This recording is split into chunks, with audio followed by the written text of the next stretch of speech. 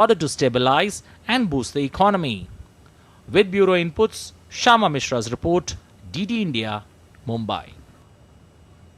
Let's talk about the RBI's journey and the way ahead as well. We're joined by Shubhamoy Bhattacharjee, Senior Economic Journalist. Good evening to you, Shubhamoy.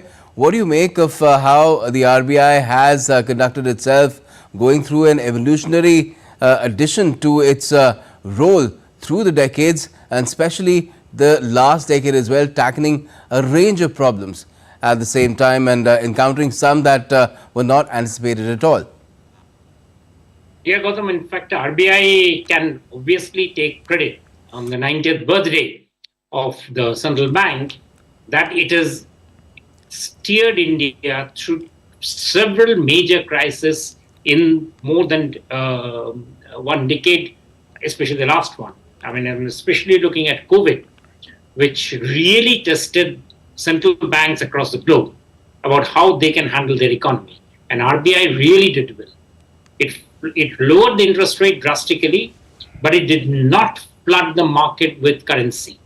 So as a result, inflation remained within control, but the economy looking for stability got founded because of the very low interest rates that the production process, as soon as normal conditions returned, was able to come into play. And that has been a very big achievement of the RBI compared to many central banks. In fact, I would say that there has been probably, so far, I would say that has been RBI's finest moment.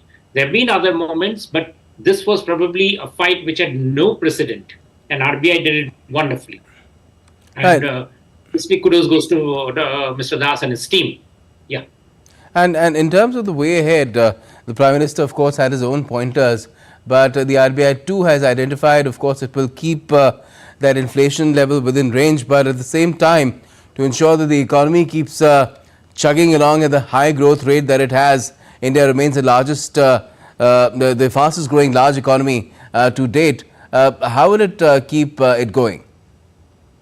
That's the point. In fact, now we are moving towards an economy which, from being the 5th largest to gradually will become the 3rd largest. And in that, RBI, first of all, is very clear that it wants to keep inflation anchored. Inflation not in a range of 2 to 6%, but steadily at 4%. And RBI has been going after it very strongly. In fact, the Monetary Policy Committee meeting is just due to happen after this week itself.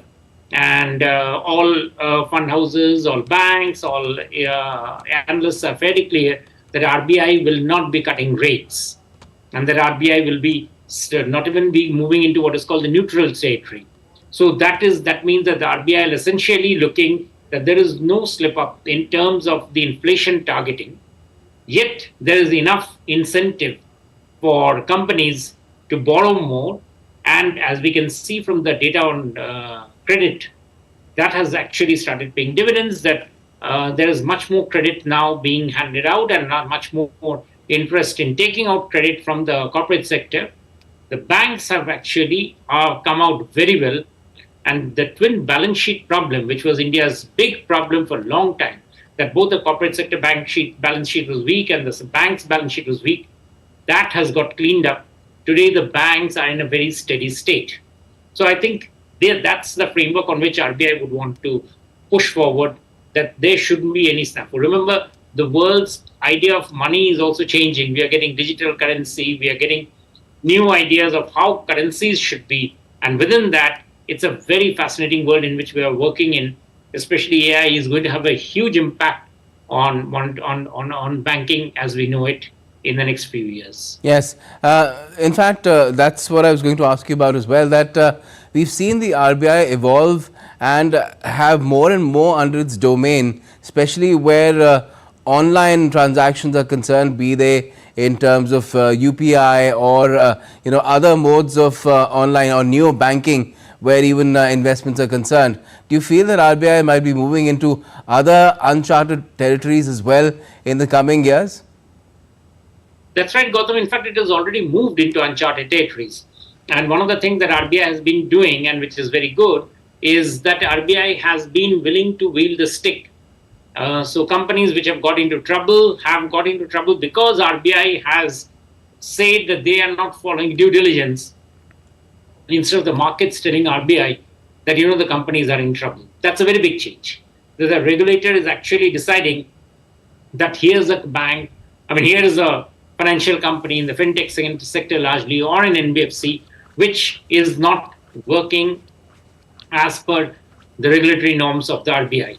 So therefore, it's hauling it up, and hauling it up very strongly. And that, I think, is a very important decision and a very important sort of change in mindset, because the current flow of currency across the world, the AI-based and others, is going to be so drastic that it will be necessary for RBI to stay on top of the story.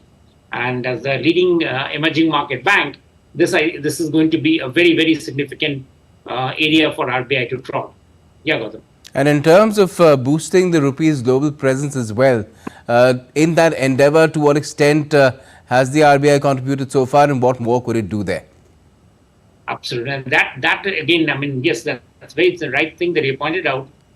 We already have several countries now which have already included rupee as the local currency. Yeah, the INR, as in the Indian rupee. INR, exactly. The United I just wanted to clarify, because there are other rupees in circulation as well.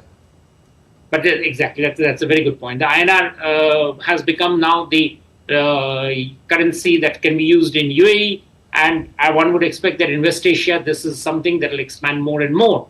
And once that happens, then the internationalization of the currency will be a very significant thing that RBI has already looking at. So therefore, what does it mean in terms of convertibility? The ability of a foreigner to buy Indian rupee and sell it in a market totally abroad. That is what hard currencies are about. This is something which the RBI will be traversing, and will be traversing very fast, because this is somewhere there's a lot of demand for the Indian rupee to be able to be transacted in more areas other than just within India. Yes, certainly. So 90 years of tackling so much, but still the RBI continues to have a full platter to take on, and let's wish it all the best in terms of taking on that task. Thanks a lot for joining us and talking about it, Shubhamoy, for tonight. India's External Affairs Minister Dr. S. Jaishankar